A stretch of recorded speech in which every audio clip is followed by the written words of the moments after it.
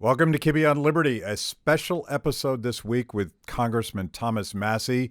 Only Congress has the right to declare war. Check it out.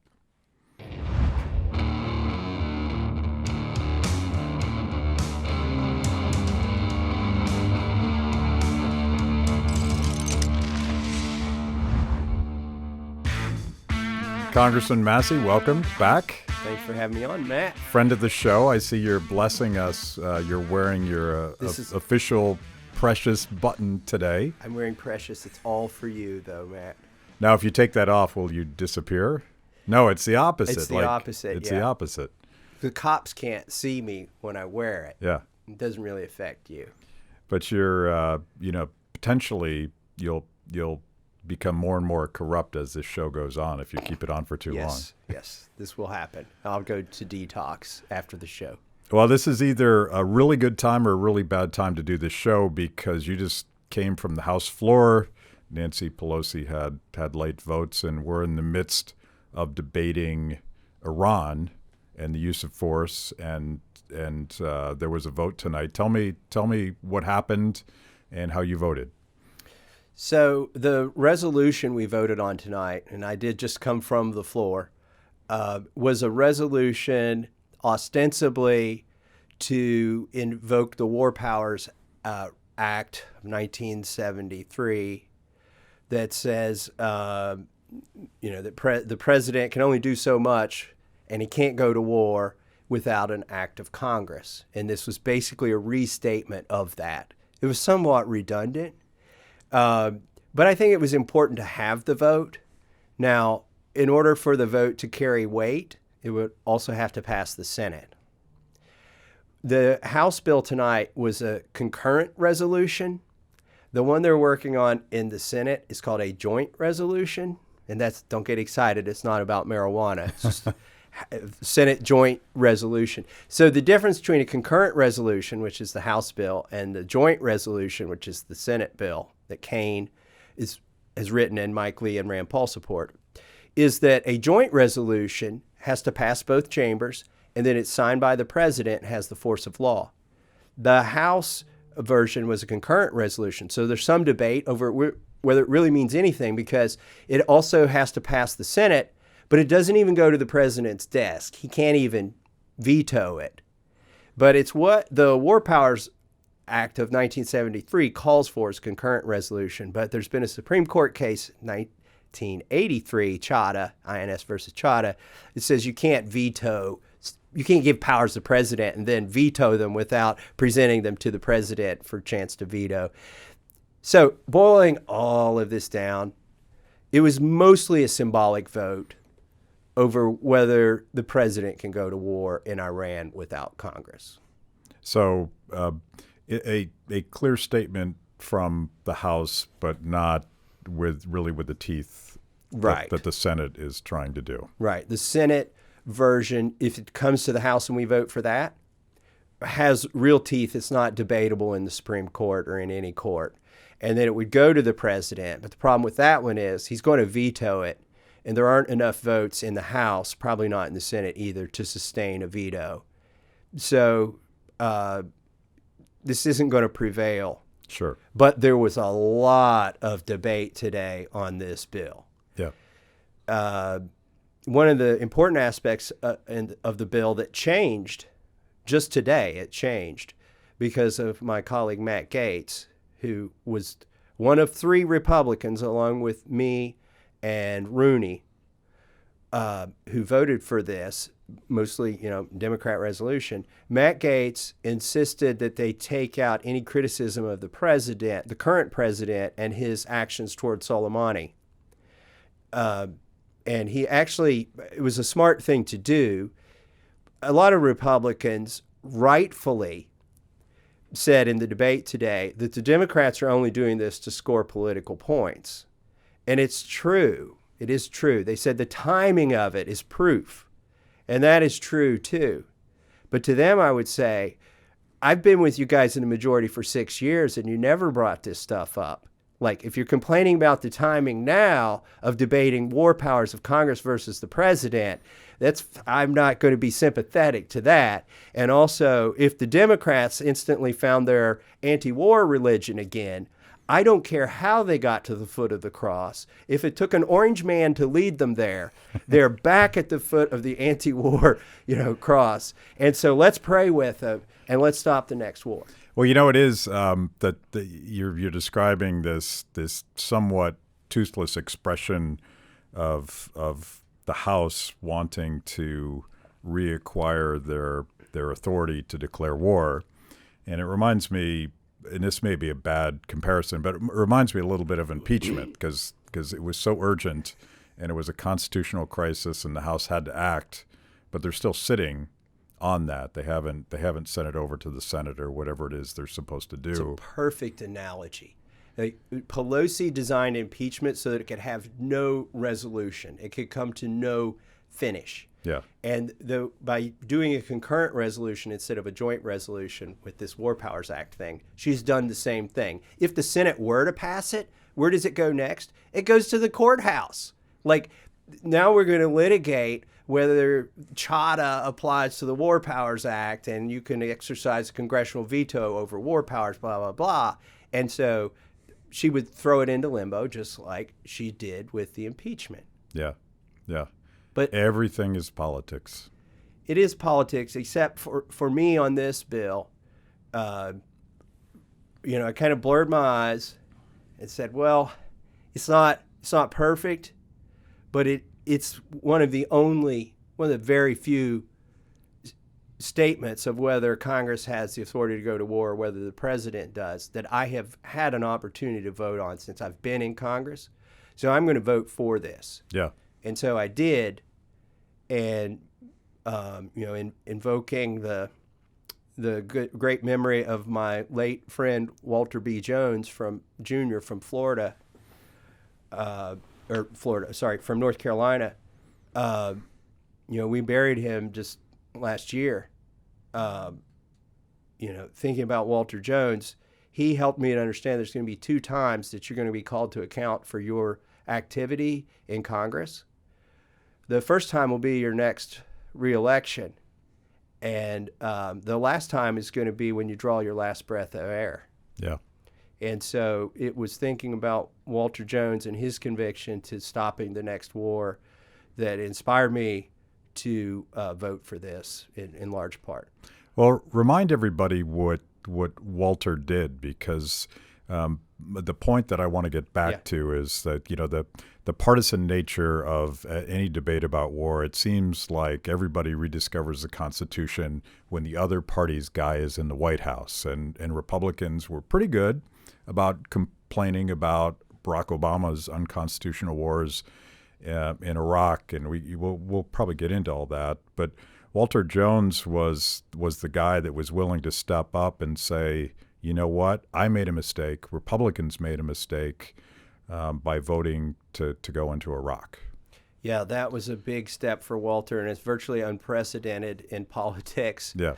For somebody on a significant vote, like voting on whether to go to war in Iraq, to come out later and say, you know what, I made a big mistake. And Walter didn't just vote for it. He coined this term freedom fries and got some notoriety for it. And then he was all in. Yeah, he was all in, and it wasn't like, on the edge sort of vote. And within a few years, and the bodies started coming back, and he represented a Marine base in his district, and he, going and talking to families, he realized he had made a tragic mistake, and that his soul was, in the balance. And he wrote thousands of letters to all of the families who lost a soldier in atonement for that vote. And I had dinner with him almost every week. By the way, neither of us were in the Freedom Caucus, or are in the Freedom Caucus. And so we kind of had the Walter Jones, Thomas Massie caucus because there was nobody else to go to eat with on fly-in day. It was like, we're all the conservatives. Well, we're the only 2, Walter. Well, let's go over to the Capitol Hill Club. And so I I know for a fact that before every meal he prayed about soldiers, and he told me, look, I'm not going to be here much longer. I don't know how he knew he was going to pass away of a rare disease, but I never took him seriously when he said that. But then he would also talk about his mistake in voting for the Iraq War, and he inspired me. He taught me a lot, and he was a true Southern gentleman. And I was the one who delivered his eulogy on the floor of the House. And I asked people, Walter's one wish was that he could have finished his last term, because he would have served for as long as his dad did. And he didn't get to finish that term. And I said, so when you vote, let's help Walter finish his term by thinking to yourself, what would Walter do? Yeah. And that's what I was thinking tonight when I voted. Again, it's a resolution that's probably not going to be binding, but it is a vote not to have a war in Iran, and I took the vote not to have a war in Iran. And it is, it's got to be a step to getting some people at least to understand that there was a time. We'll have to probably go all the way back to Alexander Hamilton and James Madison. There was a time when the United States, that the law of the land, the Constitution, said that it is Congress that declares war. And I want to walk through all that, but let me just give a shout out to you and Walter, other members of Congress. I think the measure sometimes of doing the right thing is your willingness to actually vote against your own party and your own president when the Constitution is at stake. And I think that's where we're at. Yeah, and it's got to be a little uncomfortable. When it is your president and in the White House, it's difficult. The Republicans wouldn't let me speak on the floor today. Yeah. So I negotiated with the Democrats to get 1 minute. I said, "Look, this is a tough vote. I'm going to have to explain it." Yeah. And they were gracious enough to give me a minute, and that's when I explained this is not the president. I reminded the Democrats in my speech, I voted for Trump, and I plan to vote for him again. So this ain't about him. This is about reclaiming our constitutional authority, but more importantly, our moral obligation to debate when our soldiers are going to be asked to give up their lives. Yeah. Let's take a step back, because I want people to understand sort of the historical context of why it is that Congress has the authority to declare war and how they've abdicated that for at least my lifetime, and we could probably go back even further. Let's talk a little bit about Article 1, Section 8. It's pretty clear. What does it say? The power that Congress has the power to declare war, and it gets ignored. Yeah. It's pretty much that simple. It's been I think a gradual decline. The founders knew, especially Madison, that it was important to put it in the legislative branch because, number one, kings became more popular during war. Like when you're defending the homeland or expanding your empire, the people like a good war, and everything good that comes from it, that benefit politically ascribes to the executive. And so they knew, number one, it was bad for that reason to let an executive do it. Also, why would you want just one person to be able to declare a war? And finally, the point that I made in my speech, another point that I made in my speech, which the founders well knew, you do not want to go to war. You don't want to send soldiers there unless the soldiers have the support of the people. And it would be very easy for one executive to do something that might not have the support of the people. But it's a lot harder to go to the people's house who are going to be up for election in no more than 2 years and get the authority to go to war. So they wanted to put it in the hands of the people's house. And so that's another reason why it was wise to do that. And even Alexander Hamilton, who was by far the guy that advocated a strong and robust presidency, even he acknowledged that a president left unchecked would always choose the option of going to war. But I went back and I found a letter from James Madison, and I want to read it because I can't explain it as eloquently as he did. But he said, of all the enemies to public liberty, war is perhaps the most to be dreaded because it comprises and develops the germ of every other. War is the parent of armies. From these proceed debts and taxes, and armies, debts, and taxes are the known instruments for bringing the many under the domination of the few. In war, too, the discretionary power of the executive is extended.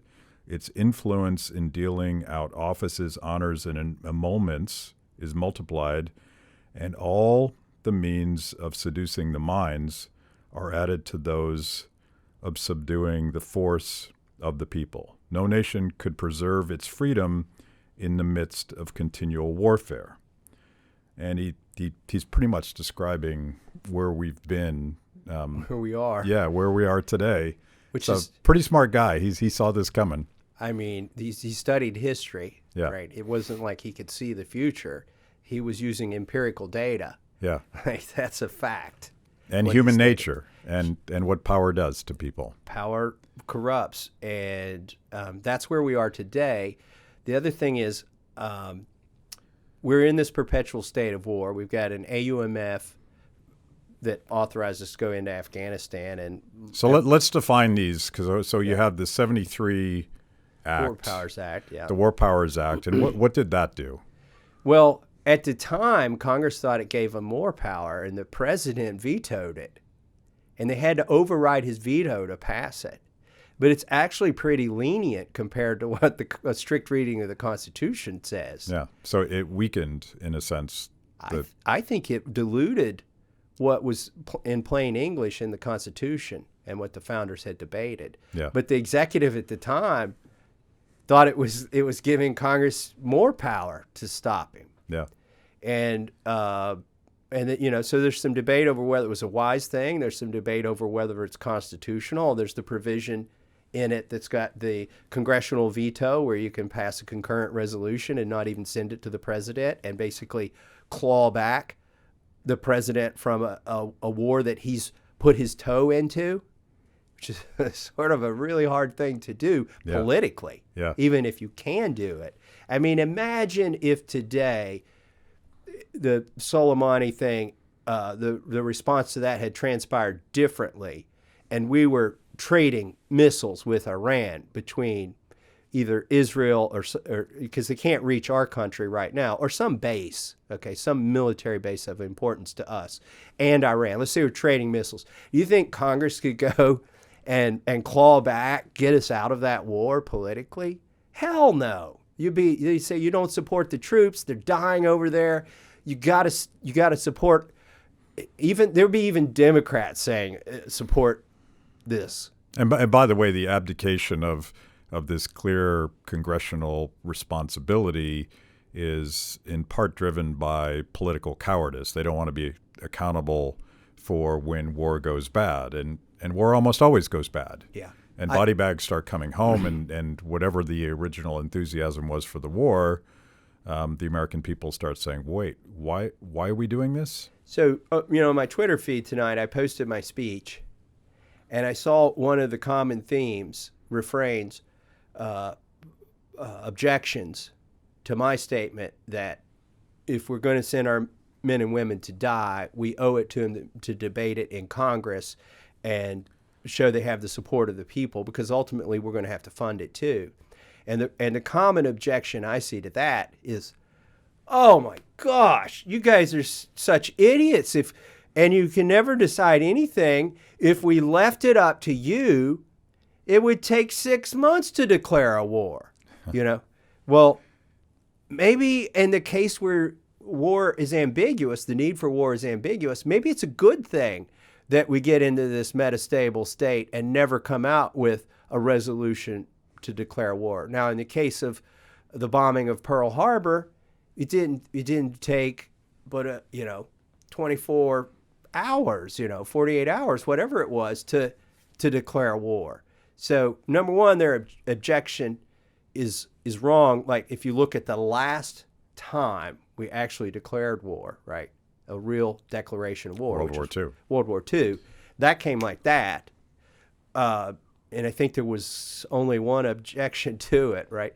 Then if you look at all the wars that we're into, if we, without congressional authorization, there were a couple of them where we've done AUMFs, right, which is something short of that, which is in itself not a good idea, but at least it's Congress having a say and owning it, okay? Sort of owning it, right? Only, like for the AUMFs that were passed in 2001 and 2002, that authorized the war in Afghanistan, war in Iraq. Authorization for the use of military force. Yeah. For those, only about 15% of the people that voted for those are still in Congress or the Senate. And so think about that. So we can't hold them accountable. No, the 85% of them are already retired and drawing a pension, okay? Or lobbyists in D.C. How are you going to hold them accountable? There was no goal in the AUMF that was articulated. In the case of the first AUMF that authorized the so-called war on terror, there was no boundary, not just in time, but in space. You can go literally anywhere on the globe under the auspice of fighting terror and be covered by the 2001 AUMF.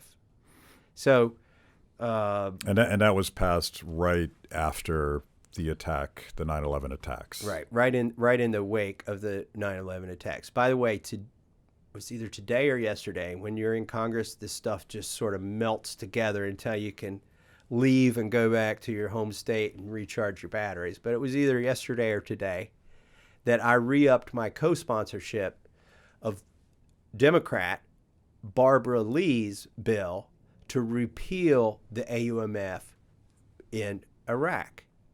Okay. Now, the thing is, we were talking about the executive always tends to war. Mm-hmm. And once you get your toe in a war, it's hard to get out. The other thing is, once you have troops everywhere, now you've created all these targets, and they all need to be defended. They absolutely need to be defended. But now you've created another opportunity to get into a war. Like in Iraq, we've got all of our troops still there, even though Saddam's been gone for a long time. And so when anybody attacks those troops, we've got to attack them back. We absolutely have to protect our troops. But the problem is the troops shouldn't be there. Yeah.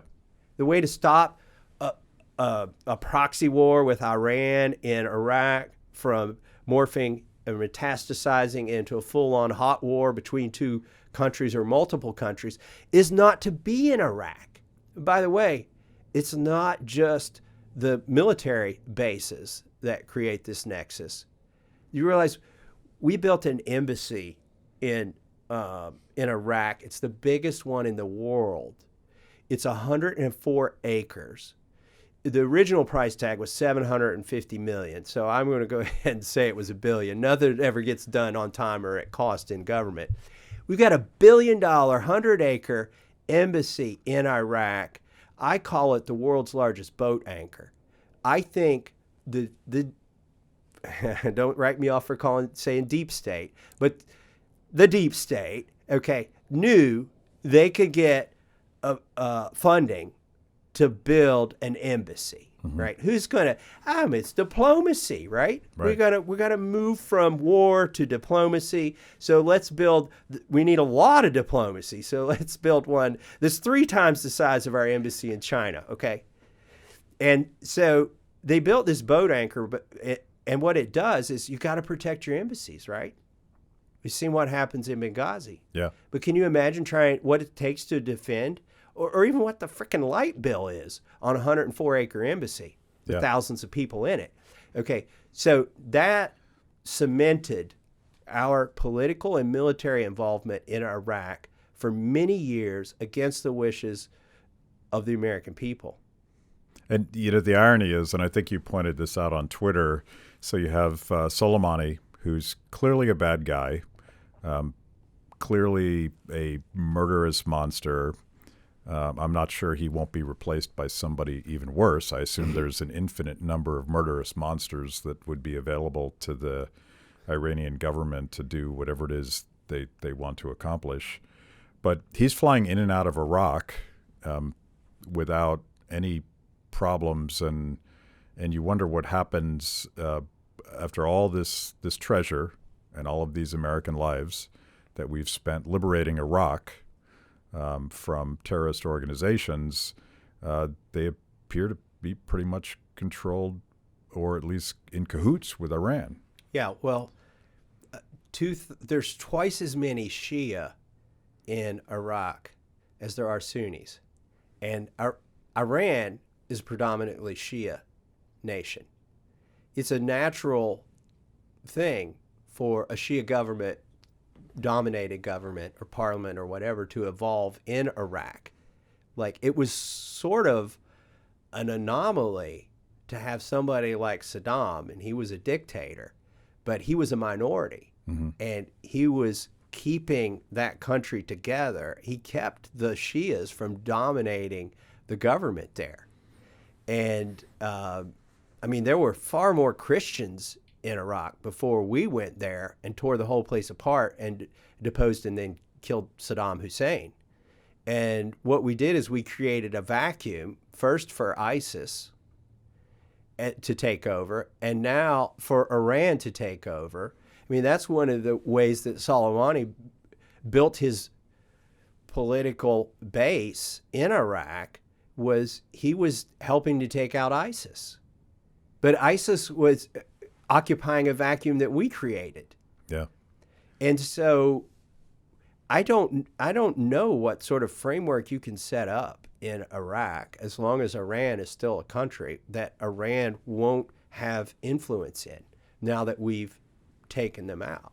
So you're saying that nation building in Iraq didn't work? It didn't work there. I challenge somebody to show me somewhere it has worked. What an amazing sort of arrogance and pretense that and neoconservatives, they want to go to all these wars, and the presumption is that we can sort of export American style democracy Jeffersonian, and rule of law. They're going to have these guys in white wigs with powder on. What are they smoking? I don't know where you can get what they're smoking. Yeah. They sell that to the American people, right? I don't think the people who are architecting this themselves believe that. I mean, like Afghanistan, I've talked to the Inspector General for Afghan Reconstruction, and he's described Afghanistan as 12th century with rifles, like that sort of where they're at right now. But an interesting thing is I talked to a constituent of mine yesterday, called in, was talking to one of my staffers. I said, "Is that a constituent?" And he said, "Yeah." I said, and she was talking about war. I'm pretty sure she was a Democrat. I said, "Let me talk to the constituent." I didn't know if it was going to be, I call this roulette, right? Like, you do not know when you pick up the phone, and you don't know what the conversation is, what you're going to get. But I had a constituent who wanted to make sure we didn't go to war in Iran. I'm pretty sure she didn't vote for me and never will vote for me, but I was sympathetic to her position. But she had been in the Peace Corps from 1968 to 1971 in Afghanistan. And she said you could go anywhere. They were the kindest people. She was helping give vaccinations, not to trigger the vaccination debate here, but we won't go there. Okay, don't do that.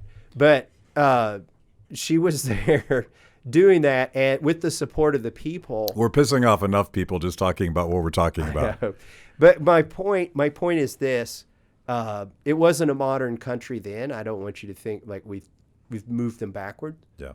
She didn't, she said there was a lot of infant mortality, and, but she said 15, 20, 30 years later, people describe that as the golden age in Afghanistan. Yeah.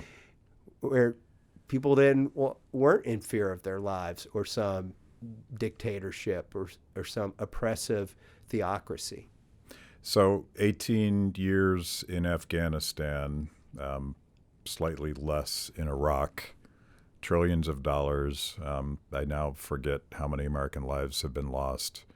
And things are worse than they were when we went after terrorism. Is that an overstatement?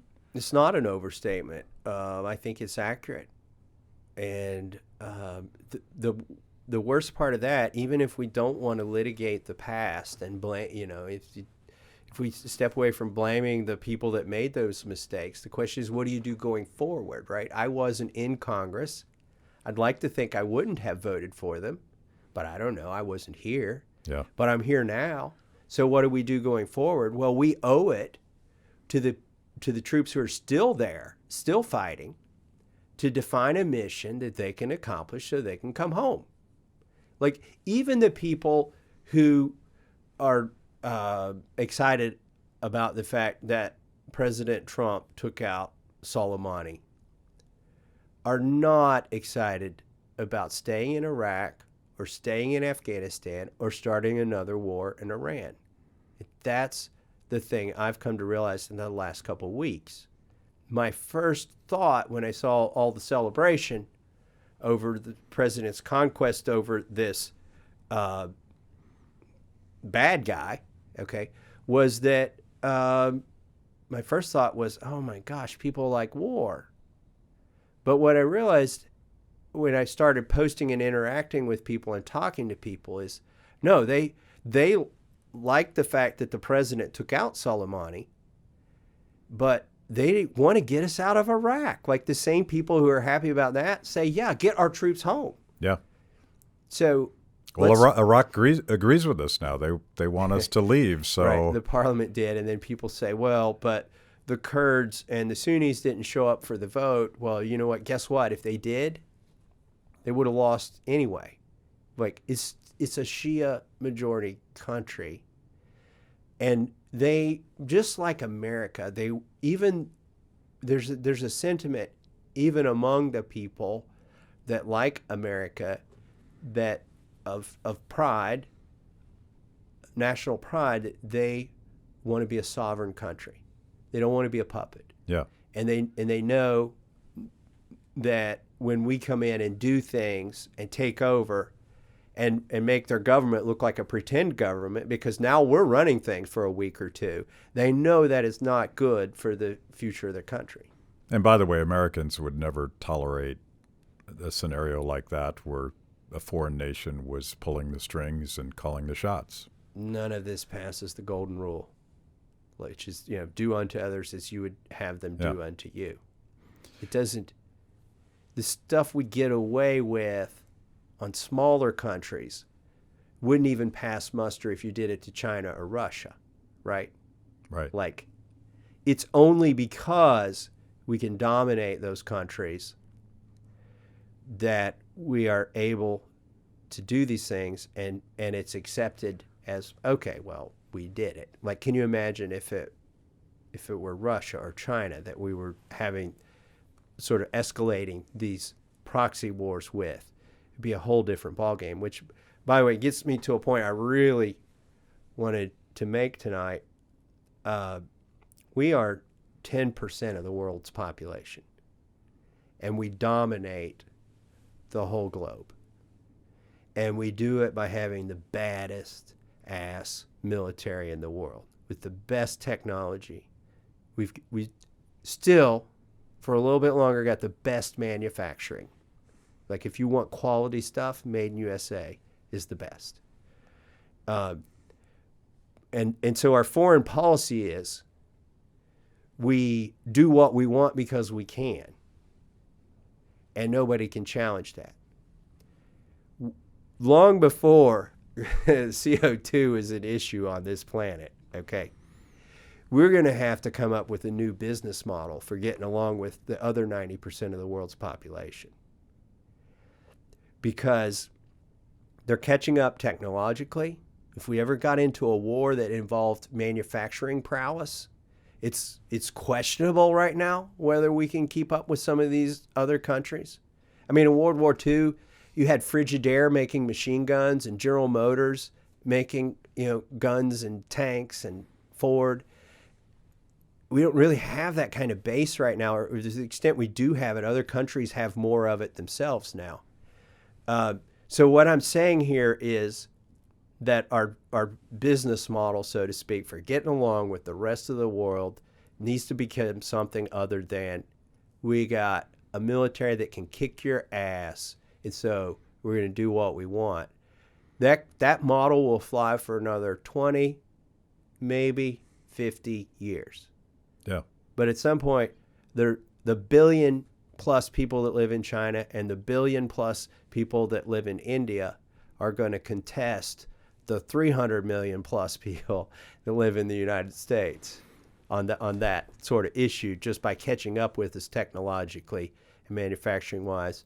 And look, I don't want anybody other than us to have a nuclear weapon, frankly. Okay, but eventually we're going to live in a world where they do. It's going to happen. And so, number one, we need to start being nice to some of these people. And number two, we need to work on our missile defense system. Yeah. Like, instead of going off and going out and doing stuff to other countries, I think we need to be back here sharpening the sword that allows us to prevent other countries from doing things to us. One of the reasons we are so prosperous and we got such a head start on all these other countries is after we kicked their asses and got them off of our island, which was essentially North America at the time. It was just too much trouble for them to come and mess with us, right? The ocean was such a barrier. We don't have another place we can go and do that again.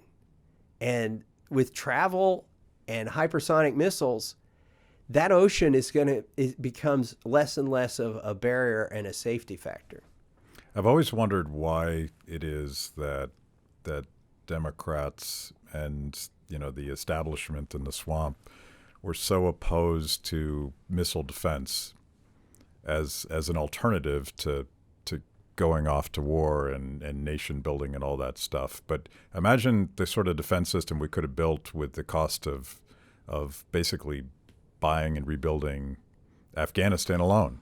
Forget the embassy in Iraq. Imagine if of the $750 billion we spend on defense every year, we took 200 or 300 billion of that instead of keeping 30,000 people, soldiers in Japan and 25,000 in Korea, and then tens of thousands in the Middle East and this many in Germany.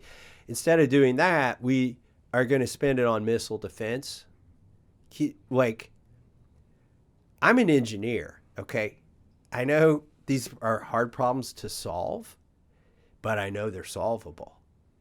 And we could make the fact that Iran could get a nuclear weapon, or North Korea could get a nuclear weapon, or the fact that China has nuclear weapons, or that Russia has nuclear weapons, we could make that a moot point with technology that we could develop in a few short years.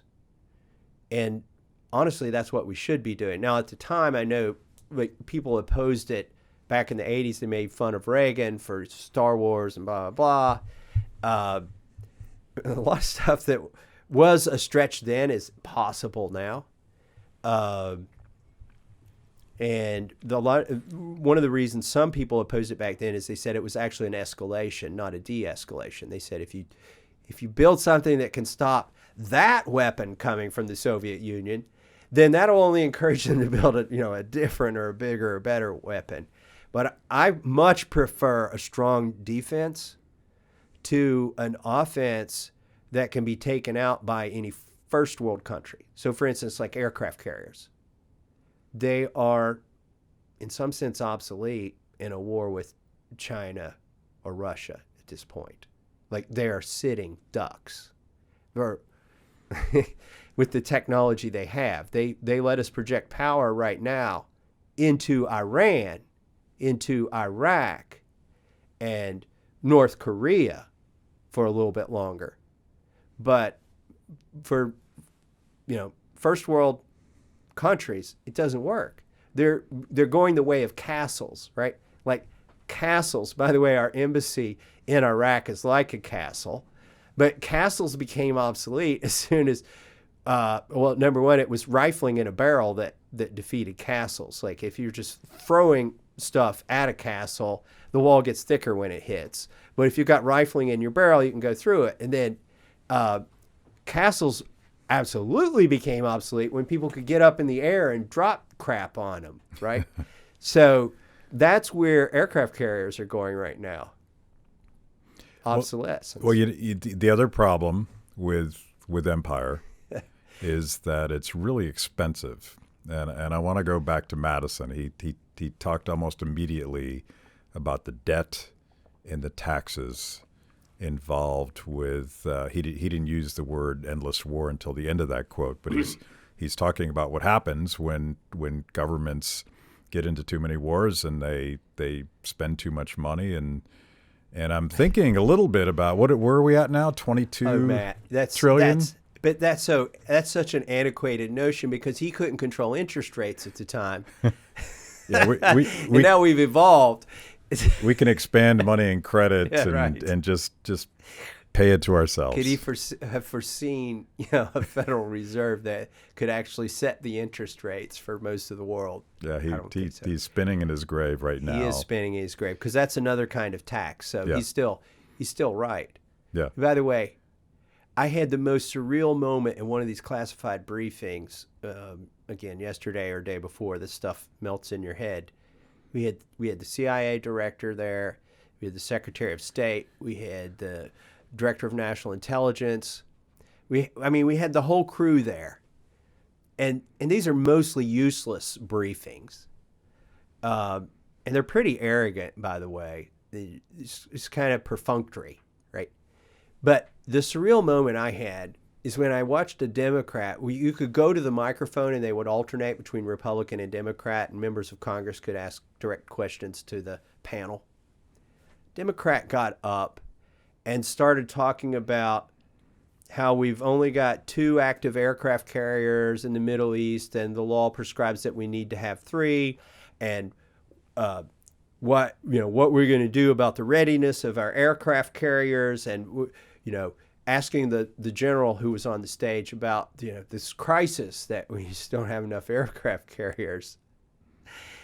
And I turned to my colleague to the right, Ben Klein, love this guy. He's from Virginia. And I said, is she from the district that makes aircraft carriers? And he was a Democrat, and he's nodded. He said, yep. So that tells you, like, when you get behind closed doors, it really doesn't matter whether you got an R or D on your lapel. If your district stands to benefit from the military-industrial complex, you see that as your mission is to keep it going. Yeah. And I always oversimplified described this $22 trillion in debt. There used to be this theoretical trade-off between guns and butter, and Republicans were for fully funding the military, which is impossible because it's a black hole. And, of course, the Democrats want to fully fund the social safety net, which is also impossible because it's a black hole.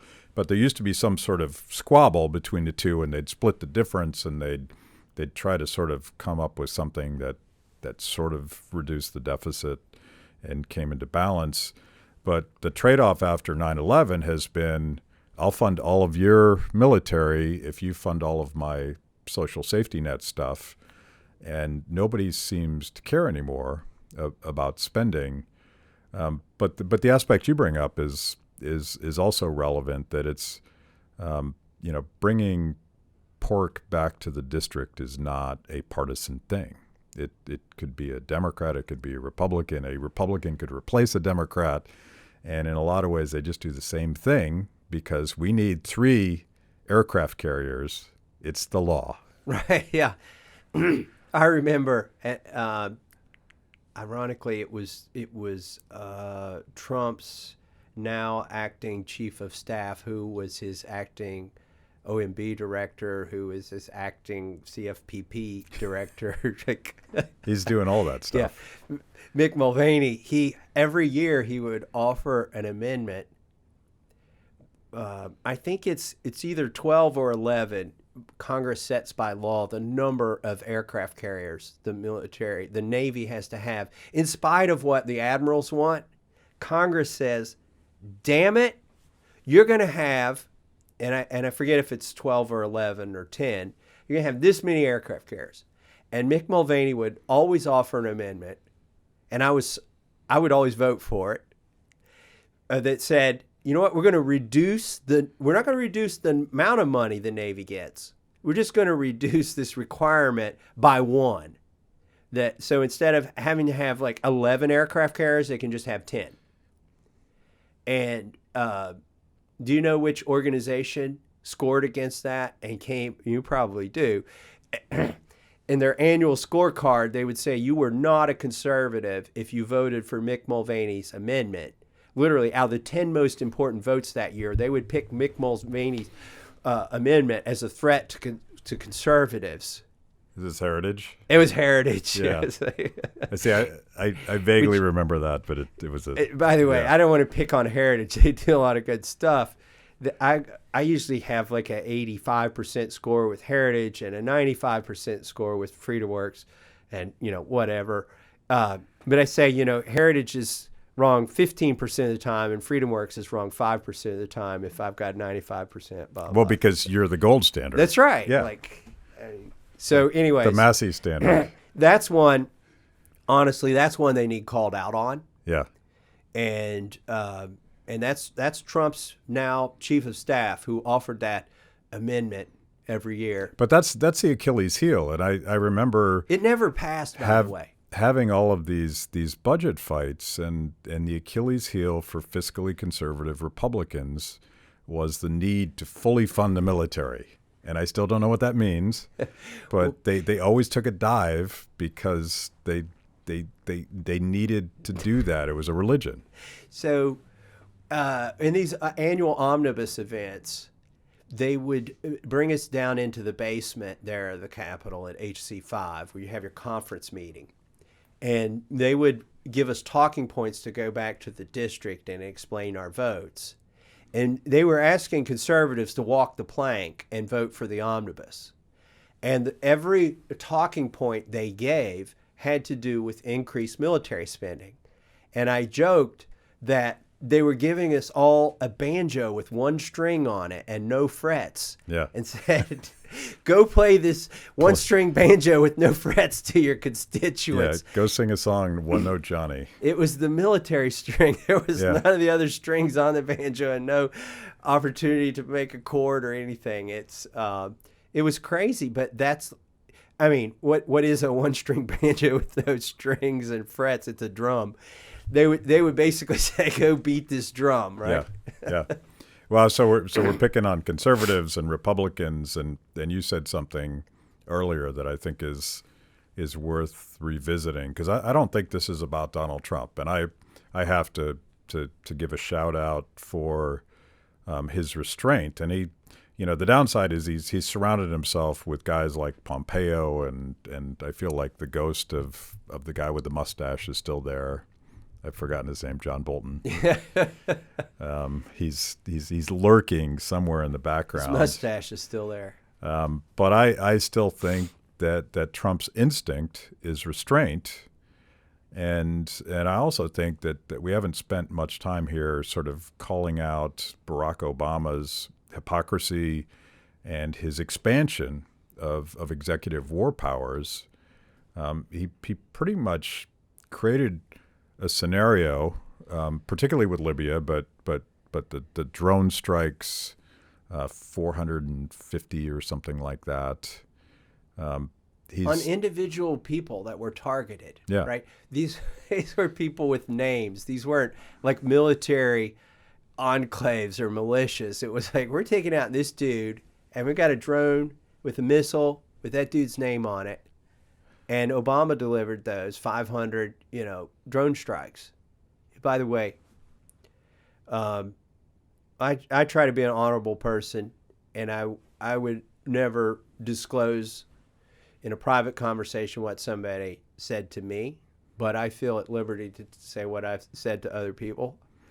The president called me today on this vote and made actually a pretty good case for why it wouldn't be a good vote. That he made the case that he could do a better job of preventing war without having his hands tied. And it was a pretty compelling case. Didn't compel me all the way. Again, I'm just saying all that vaguely. I'm not giving you specific things. But the thing that I told him is I thanked him. And I told him, I said, you know what? You're the first president so far in my lifetime that hasn't started a war. Like, and it's true. Fingers crossed. Fingers crossed. You know, and he said, you're right. You know, he does not want another war. I believe that based on personal conversations with him. Again, I'm not going to tell you what specifically he said to me about that. But I believe he doesn't want a war with Iran.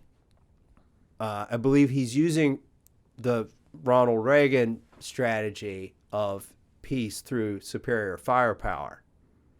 And so I thanked him for not starting another war. It's almost unheard of in the presidents in modern history. Yeah. And Barack Obama, for all of his let's talk about Obama. Yeah, for all of his anti-war rhetoric. Yeah, because he wanted to go to war in 2013 against Syria. And I remember this very distinctly. And John Kerry had said they'd crossed the red line, blah, blah, blah. Obama said, well, I'll go to Congress. And Pelosi said, yes, we'll pass your war. And Boehner, yes, we'll pass your war. But it took like about a week to get the resolution drafted.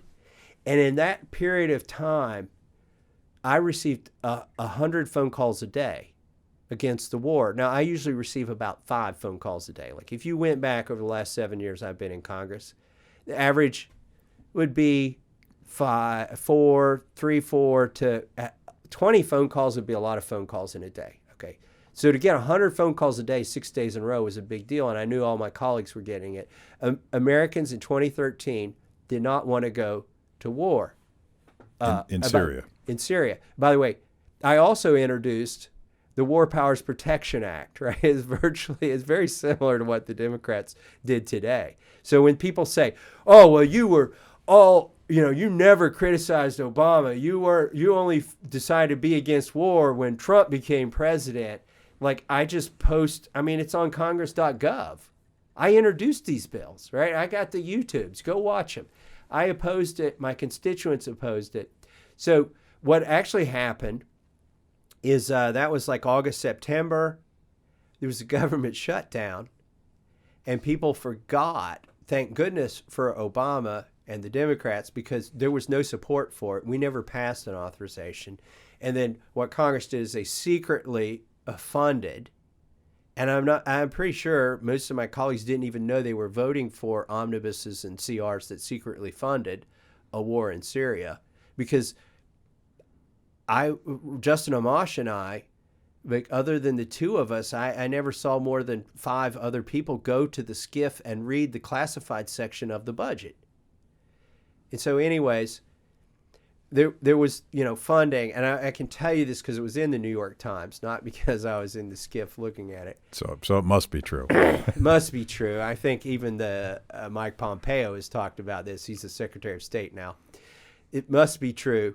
And then that little secret war, which, by the way, ISIS quickly evolved.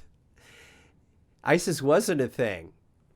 There was money going in to fund, as John McCain called them, moderate rebels and weapons. And like I've asked in a hearing, I asked somebody, can you tell me, did we fund ISIS? And they wouldn't answer. Like, it's classified, blah, blah. So, we sort of like fomented what became ISIS in 2013. Obama wanted his fingers in all that stuff. I mean, and they were funneling through Libya. I mean, Iran was great at pointing this out. Arms into Syria. And, he did the war in Libya. That was before I got there. I can't speak to that. But I know in 2013 exactly how things transpired. And then eventually they put boots on the ground. By the way, the Democrats, I'm not going to say all of the Democrats, but a lot of the Democrats look the other way. Sure. There are some, I want to give a shout out to the Democrats who I know have true convictions and have always been against even Obama's wars, like Barbara Lee. Yeah. Okay. I know she's got true convictions. And she's your co-sponsor on repeal of the AUMF, the 2002 AUMF. Right, the one in Iraq. Yeah. She's been a consistent voice. Like, these are the rare examples I'm giving you, right? Ro Khanna, who's recently come to Congress, he wasn't here for Syria. He's been a fairly consistent voice. Tulsi Gabbard has been a consistent voice against war. But the sad thing is, like, I'm not naming them all, but if I had time and could look stuff up, I could name them all, and they probably fit on both hands. You wouldn't run out of fingers. I wouldn't run out of fingers. Yeah. And I don't have extra fingers. I've got 10 like everybody else. Of the number of Democrats who were willing to criticize Obama in the way that they're willing to criticize Trump now. Yeah. And that to me is depressing, but that story, and let's wrap up with this because I think it's important to understand what Madison and Hamilton had in mind when Barack Obama went to Congress and wanted authorization to go into Syria. You talked to your constituents and they said no, and you said no, and that should have been the end of the story. Right. But then they did an end run around it and funded it secretly. Right. But it is a success story in some regard. Like, I think it would be a full-blown war in Syria. Like, let's say Obama could have gone to war in Syria, full-on war, put boots on the ground in 2013. We would be having the sort of proxy war with Iran and Russia that we're having in Iraq today. But I think it would have been much hotter because you would still have a leader who's not deposed yet. You would still have Assad. And it could have been much worse. There could have been, like, with Iraq and Afghanistan, where we've lost together in both of those conflicts at least 5,000 soldiers. There could have been thousands of men and women who died in Syria if Obama had gotten his way and done a full-on hot war, boots on the ground war in Syria. And it didn't happen because Congress pushed back. Now, there was the little end run where you did our proxy war, right, with secret money, okay? Yeah. But this is the wisdom. Like, when people say, no, Congress never makes up their mind. It would take them months, maybe years to decide to go to war. Well, that's what happened in Syria, and that's why thousands of lives, American lives, weren't lost in Syria. And so that's an example of the wisdom of Madison. Now, you could also try to give credit to Obama, but to take that away, he was doing as much end run as he could, and he eventually put boots on the ground, and he did as much as he could get away with. Yeah, and by the way, the wisdom of the American people, which supposedly is the American system. We believe in the wisdom of the American people, and well, let's wrap up because we could go on all night about the good, the bad, and the ugly of foreign policy. But I appreciate you taking the time to talk to us, and I appreciate you sticking your neck out when it's not comfortable. But my prediction is you're going to go back to your district and find people that appreciate what you've done. So come back and tell us how that goes. All right, I'll let you know how that goes. I'm, you know, I want to finish with a tribute to my friend Walter Jones, who passed away last year. I'm going to be judged twice on my activities in Congress. Once in my next election, and once when I draw my last breath of air. And it's the second one that guides me more so than the first one. Words to live by. Thank you. Thank you, Matt.